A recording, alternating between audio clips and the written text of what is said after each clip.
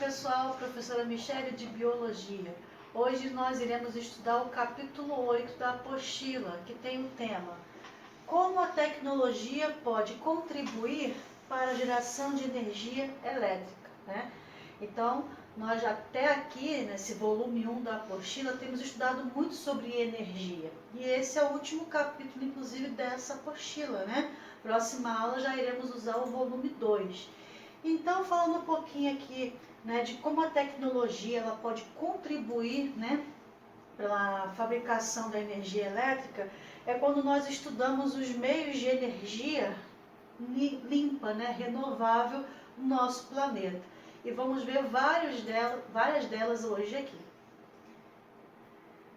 Então, no final do século XVIII, né, foram desenvolvidas tecnologias que aumentaram muito a produção, né, de indústrias e etc. E que é chamada de Revolução Industrial. Então, a partir dali para frente, só tem aumentado, né, o número de indústrias, de gasto de energia. Então, precisa-se o quê? De ter também uma geração de energia suficiente para suprir o mercado, né, do planeta. Então, a partir, né, do século XVIII, foram desenvolvidas e aplicadas novas tecnologias para aumentar essa produção. Só que o aumento desenfreado e contínuo, né, dessa produção significa o quê?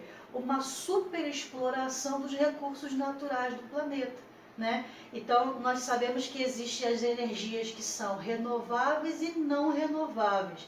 As não renováveis, vai chegar um momento que ela pode fazer o quê? Acabar, né? Como o petróleo, por exemplo, e os derivados do petróleo.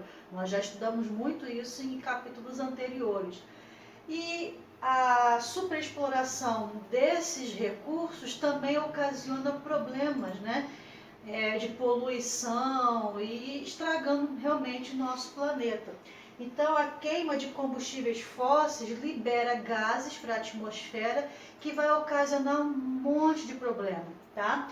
Pode poluir, pode provocar acidentes naturais ou até acidentes como um navio petroleiro, por exemplo, né, derramar petróleo ali no acidente, derramar petróleo no mar e ali poluir o mar, matar organismos marinhos, né? Então pode ocasionar vários transtornos ali, né?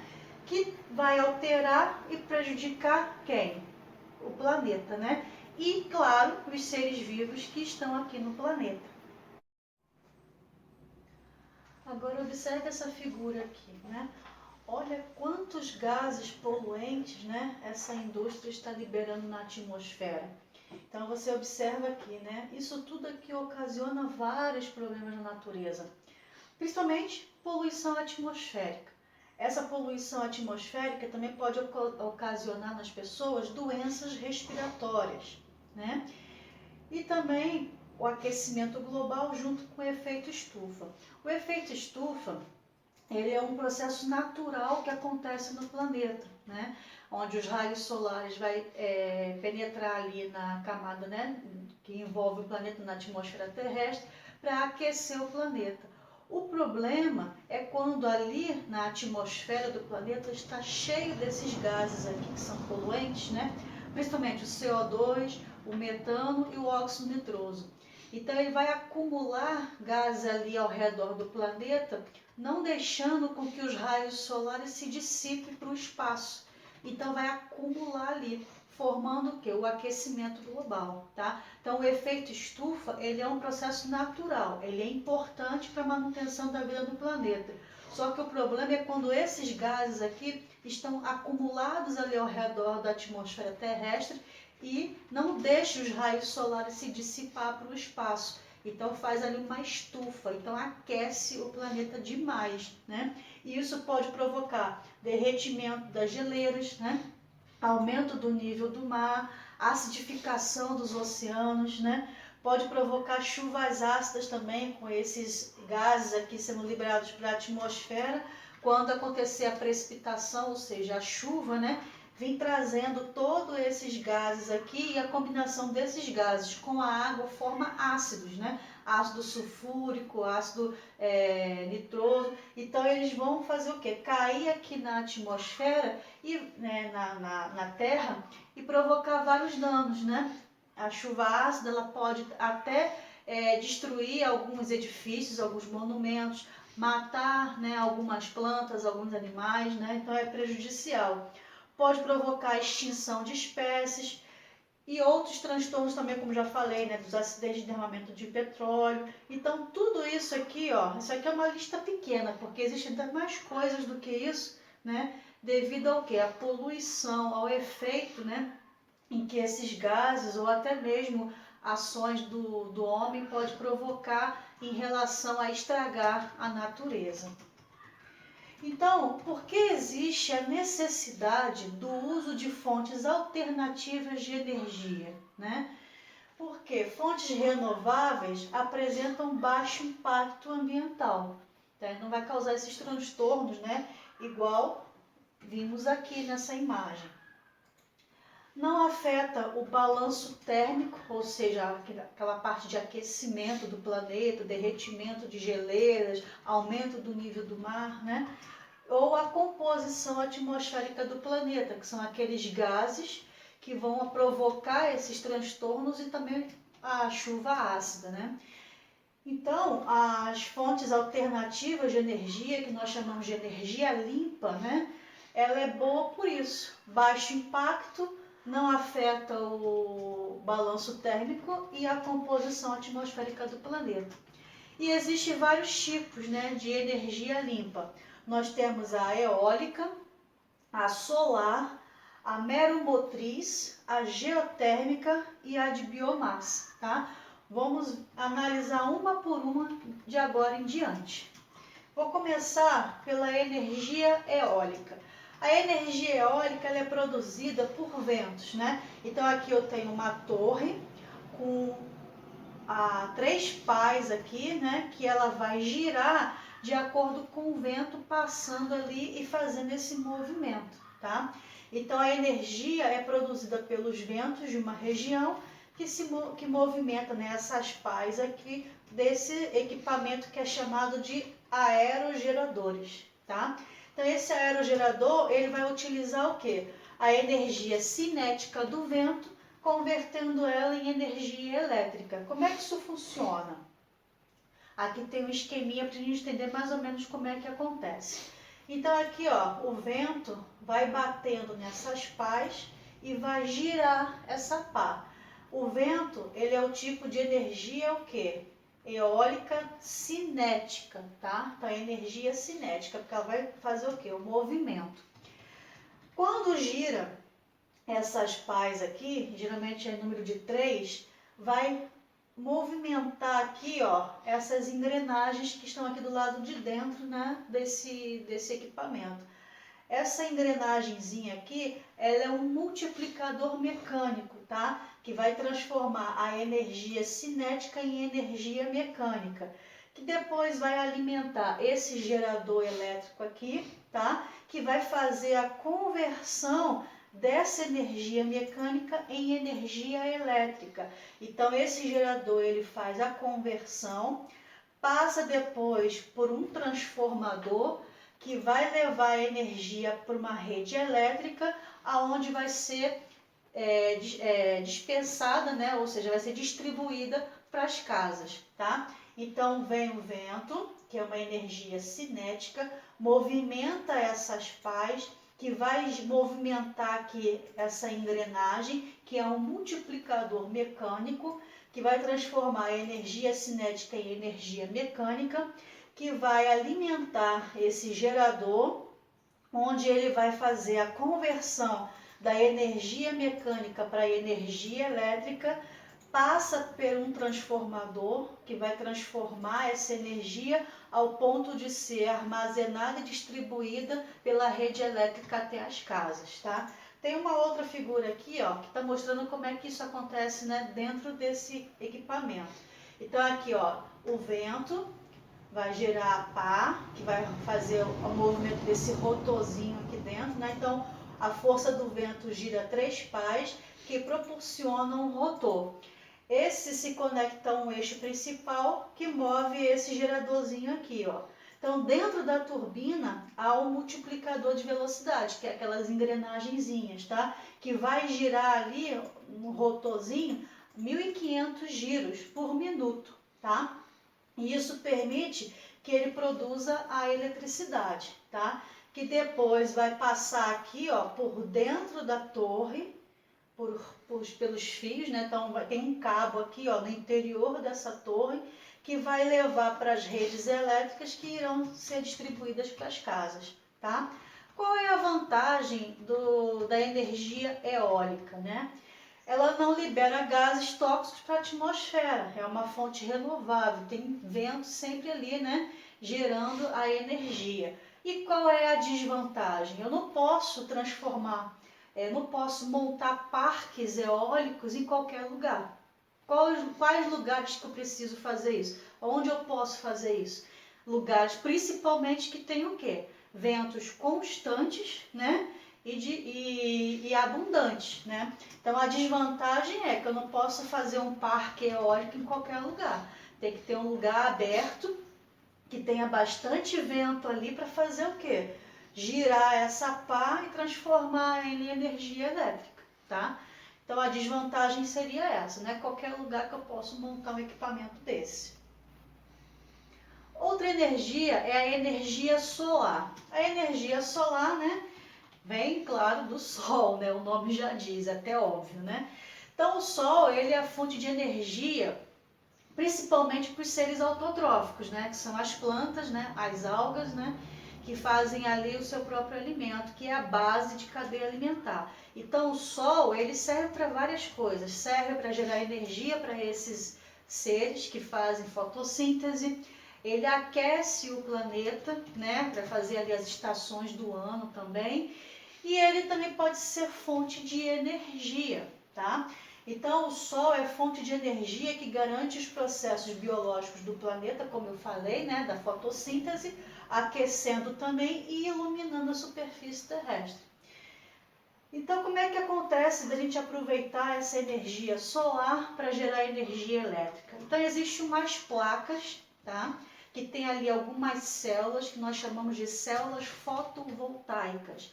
Elas irão absorver essa energia luminosa do Sol e irá armazenar e depois transformar em energia elétrica. Então é necessário o quê? Placas, né? Que vai fazer a captação dessa energia solar. Essas placas podem ser usadas para só aquecer água, tá? Aqui na nossa região mesmo, né? Tem várias casas aí, até ali no albergue, se você reparar o telhado deles, é cheio dessas placas fotovoltaicas, né, que eles usam para aquecer boilers, né, de água para tomar banho, né, o chuveiro, ali, em vez de usar energia elétrica para aquecer a água, gastar muita energia e ter uma conta de luz cara, vai usar energia solar que vai ser absorvida por essas placas, né, irá aquecer a água que serve para você usar ali no seu chuveiro, em vez de usar a energia elétrica para aquecer a água. Tá? Ou você pode usar também, né, essa energia, convertida ela em energia elétrica fotovoltaica, para você abastecer todos os equipamentos eletrônicos da sua casa, não só para aquecer a água do chuveiro, mas para acender uma lâmpada, ligar um computador e etc. Tá? Então pode usar dessas duas formas, ou as duas em conjunto, certo? Então aqui, ó, telhado dessa casa, olha só, toda ela cheia de placas com as células fotovoltaicas ali absorvendo a luminosidade, a energia luminosa do Sol. Qual é a vantagem disso? A vantagem é que sempre tem sol, né?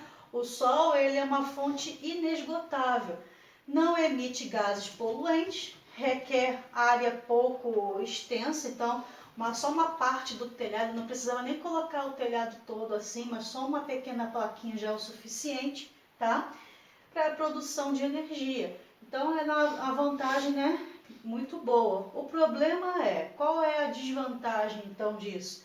É que a baixa eficiência do processo fotovoltaico comparado ao investimento que se faz para comprar e instalar essas placas, é que não é muito bom. É o custo-benefício, né? Por quê? Essas placas aqui, a instalação dessas placas no nosso país ainda é muito caro, né? Não é qualquer pessoa que pode comprar, adquirir esse equipamento para instalar na sua casa. Então, devido ao custo, né, ser muito elevado, então a dificuldade, a desvantagem ainda é essa em relação a esse tipo de energia, ok? Agora a próxima energia é a energia geotérmica. Geo significa terra e térmica, temperatura.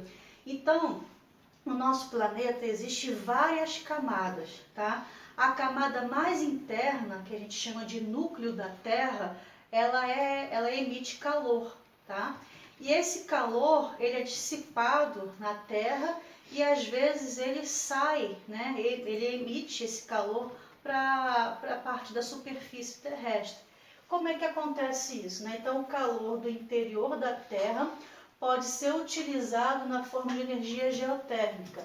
É utilizada a água aquecida no subsolo, que é expelida sob grande pressão. Então, existe água ali no subsolo, né, que é onde ficam os lençóis freáticos. O núcleo da Terra aquece essa água e ela começa a fazer o quê? A ferver. E ela é liberada por buracos que ficam, né, na superfície, onde essa água sai com muita pressão e quente, né? A gente chama de geysers, né? Então ali tem um buraco onde sai essa água com muita pressão e com alta temperatura. Então o vapor dessa água, né, em centrais termoelétricas, né, é como se fosse assim, uma pressão muito forte, igual aquela pressão da panela de pressão, né, bem grande. Então, ela vai ser utilizada para movimentar algumas turbinas e gerar energia, tá? Olha essa foto aqui, ó. Aqui está mostrando um geyser, né, que é esse buraco aqui, ó, aonde está sendo jogada aqui a água com bastante pressão para fora e a temperatura dela também é bem alta, tá? E com isso aqui, com esse movimento, ela vai liberar vapor que pode movimentar algumas turbinas para gerar energia. Mas qual é a desvantagem disso aqui? Não é qualquer lugar que vai encontrar esse geyser, né, liberando essa água. E é pouco aplicada devido também à sua baixa eficiência, tá? Então, só lugares que tem esse processo aqui é que dá para aproveitar esse tipo de fenômeno para gerar energia, mas não é qualquer lugar que tem isso. E fora que a eficiência dele é baixa. Outro tipo de energia, né, que pode ser gerada é com uma usina maremotriz. O que é isso, né? É uma energia que é gerada através do movimento das ondas do mar. Então, aqui no nosso Brasil, por exemplo, a grande área do Brasil, né, a costa brasileira, ela é bem extensa. Vai desde lá de cima da região Nordeste até a região Sul. Aquela parte todinha ali, ó, é uma região costeira enorme. Então, pode ser instalados vários equipamentos desse que faz a maremotriz, que eu já vou mostrar para vocês. E com o movimento das ondas, ele vai movimentar esses equipamentos, né, e fazer como se fosse uma alavanca e gerar energia, tá? Então, são módulos flutuadores com um braço mecânico e uma bomba conectada a um circuito de água doce. Então, ele fica na água do mar, porque é a onda que vai movimentar ele. Mas dentro dele, onde fica ali o gerador, né, ele fica num circuito de água doce. Aí as ondas vão fazer o quê? Vão fazer com que esses flutuadores desçam e subam, né? Faz esse movimento aqui. Com isso, ele vai acionar bombas hidráulicas que vai gerar ali, através desse movimento de descer e subir, a energia, tá? Então essas bombas geram um potente jato de água pressurizada que move essa turbina e aciona também o gerador produzindo energia elétrica. Aí aqui, ó, a foto desses braços mecânicos, né? São enormes. Eles ficam aqui, ó, na região costeira, tá? Então aqui tem um braço mecânico, aqui fica aqui uma boia.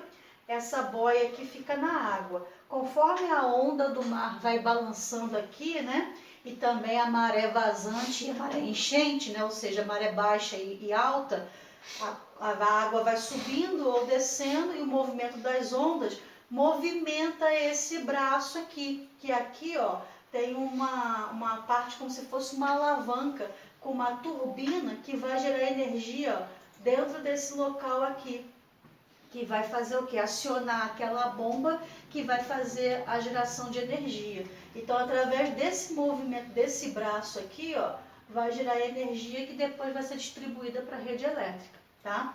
Qual é a vantagem, né? A vantagem é por ser uma energia renovável, não polui, tá? Não polui também nem a água do mar, ele está aqui só apoiado aqui para poder aproveitar o movimento da onda, tá? E também não polui a atmosfera. Então, é uma vantagem muito boa. E se você levar em consideração aqui o Brasil, a extensão de costa, né, que a gente tem no nosso país é tão grande que dá para colocar vários desses equipamentos aqui e aproveitar esse processo, né? Outra energia é a energia de biomassa, que é a geração de energia usando o quê? A queima de restos orgânicos de origem animal, por exemplo, as fezes de um animal, né? Ou também de resto florestal, como madeira, ou de resto agrícola, que é a cana-de-açúcar, soja, ou de rejeitos urbanos e industriais, seja ele sólido ou líquido. Então você pega todos esses componentes, tá? Fezes, madeira, cana-de-açúcar, soja, rejeitos urbanos e industriais, e eu vou fazer o quê? A queima disso daí. Aí você pensa assim, ué, Michele, mas se eu queimar essas coisas vai liberar gases poluentes para a atmosfera. Aí é que tá, né? O local onde isso é queimado, ele é fechado, tá? E ele é fechado e esses gases não escapam para a atmosfera. A quantidade que escapa é muito pouca, é mínima, quase zero. Ele fica armazenado ali naquele local. Ou também, em vez de queimar, eu posso usar o quê? Bactérias para fazer a decomposição dessa matéria orgânica. Por exemplo, as fezes de um animal. Aqui mesmo na região de vocês tem um exemplo disso, né? Que é um biodigestor que tem ali na fazenda, né, da criação de porcos ali perto de Olaria. Então ali tem os porcos, né, com os seus dejetos, no caso as suas fezes, onde o dono ali da fazenda recolhe aquelas fezes do animal, coloca nesses locais que são chamados de biodigestores, tampa aquilo ali, e ali as bactérias, né, do próprio intestino do porco que sai nas fezes, vai fermentar aquele material, tá? E bactérias do tipo quê? Anaeróbicas, que são aquelas que conseguem viver na ausência de oxigênio, vai fermentar aquilo ali e vai liberar o gás. Qual o principal gás que é liberado ali? O metano, né? Esse gás, ele é utilizado para fazer o quê? Para gerar energia, tá? Você pode usar ele para gerar energia elétrica na fazenda, no caso aqui ele usa assim, dessa maneira, né? Para acender uma lâmpada, um equipamento, né? E também você pode usar até como gás para fazer o gás de cozinha, para você usar no seu fogão para cozinhar, tá? Ele vai ser transformado para ser usado dessa maneira. Então você pode aproveitar, né, essa energia não só como energia elétrica, mas também como gás para cozinhar, por exemplo, tá? Então, podemos obter energia elétrica e também biocombustíveis, como o biodiesel e o etanol, né? Extraído da onde? Da cana-de-açúcar. Então, aí da cana-de-açúcar ela vai ser trabalhada e vai formar ali o etanol. E tem também o biodiesel. Então, por meio dos equipamentos, né, denominados biodigestores, como eu falei, esses detritos orgânicos, como os restos de alimentos e fezes de animais, são aproveitados para gerar o gás e também adubo, né? São chamados de biogás e biofertilizantes. Biogás se for gerar o gás e biofertilizante se for gerar o adubo, tá? A matéria orgânica vai ser decomposta, né, pela ação das bactérias, como eu já expliquei, né? Vai ser convertida em gás, tá? Que é o gás metano, que vai ser utilizado ali como combustível em fogões para você cozinhar e também gerar energia elétrica. Então aqui ó, tem uma foto de um biodigestor, né? Então aqui ó, os rejeitos, né, os dejetos ficam aqui dentro, tá? Então é uma parte tampada, não tem escapamento de gás aqui para poder poluir a atmosfera, ele fica armazenado aqui dentro. E conforme as bactérias vão fazendo a decomposição dessa matéria orgânica e liberando gás, esse gás é captado aqui por tubos, tá? Que vai gerar ali ou gás combustível para poder acender um fogão, por exemplo, né? Ou você transforma aquilo em energia elétrica, ok? Então vai ter sempre ali equipamentos por perto para fazer esse processo de transformação, tá? Qual é a vantagem desse tipo de equipamento, no caso biodigestor? A vantagem é que é uma origem renovável, né? Então se eu tenho ali, por exemplo, igual aqui, a criação de porcos, os porcos estão sempre fazendo o quê? Fezes, né? Eu vou jogar aquilo aonde? Vou poluir o meio ambiente com aquelas fezes? Não, eu aproveito aquilo ali para gerar energia, tá? Então, é de origem renovável, além de pouco agressiva ao ambiente, se comparada aos outros tipos de combustível. Se você comparar, por exemplo, com a queima de combustível fóssil, do petróleo, por exemplo, tá? Se você comparar, isso aqui não polui nada em relação ao que é poluído pela queima do combustível fóssil. E qual é a desvantagem, né?